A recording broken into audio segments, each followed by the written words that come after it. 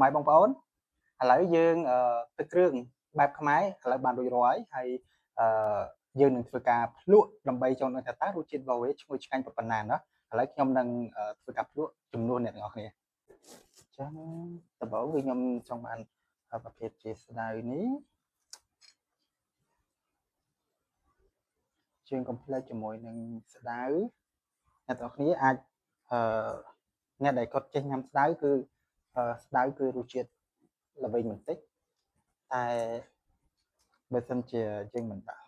ស្ដៅឥឡូវខ្ញុំនឹងធ្វើការញ៉ាំស្ដៅដើម្បីអូខេបងប្អូនខ្ញុំសាកហើយណាសាកជាមួយខ្ញុំទាំងអស់គ្នាអូខេអាចដាក់ម្ទេសមកគាត់មក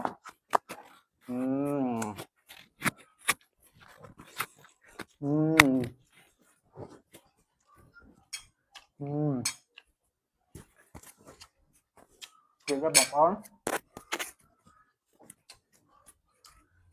នេះនង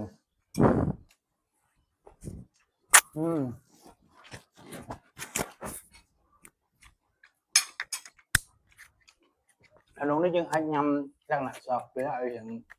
ănតិចទៅបើអ្នកនរគ្នាអាចចូលចិត្តសបកឬក៏ទេអាចចិត្តសបកវាឲ្យចាំស្អាតតែសម្រាប់ខ្ញុំចូលចិត្តដោយសារតែខ្ញុំគិតថាសបកវាមានប្រយោជន៍ក្នុងសុខភាព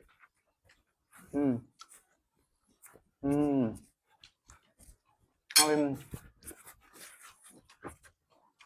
សម្រាប់ទឹកគ្រឿងខ្វះអត់បានទេជាមួយនឹងប្រយោគចេកខ្ញុំថានេះគឺជា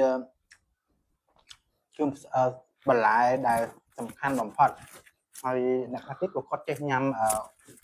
សាឡាត់ខ្ញុំមិនថាយើងអាចនឹងសាកជាមួយនឹងសាឡាត់យើងយកស្របយ៉ាងណាហើយទៅវិធីញ៉ាំរបស់ខ្មែរយើងមានច្រើនបែបច្រើនសំខាន់មែនទែនហើយដើម្បីយើងទទួលបាននូវរសជាតិគ្រាន់តែខុសគ្នាក្នុងការញ៉ាំដៃហើយញ៉ាំសាច់វាក៏ឲ្យទៅរសជាតិម្ហូបរបស់យើងក៏មានការផ្លាស់ប្ដូរដែរខ្ញុំមិនថាយើងដាក់ញ៉ាំមកហើយយើង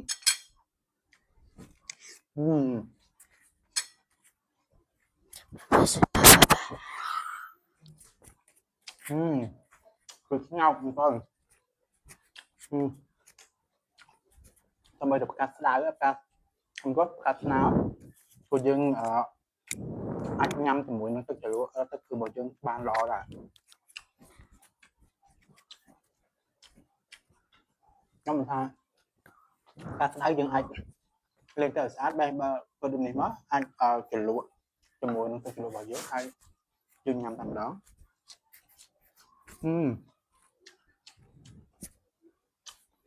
ហើយតែគួរក៏ជាលបោមួយដែរអត់បានដែរឆ្ងាញ់ណាស់ស្រួយហើយចង់ផ្អែមយើងយកតែគួរដែលវាខ្ចីហើយថ្មីដែលគេទៅប្របែកមកពីចំការអញ្ចឹងណាបែបពីដើមហើយយើងយកមកខ្ចីហើយយើងធ្វើកាត់ញ៉ាំទៅតិចទៅ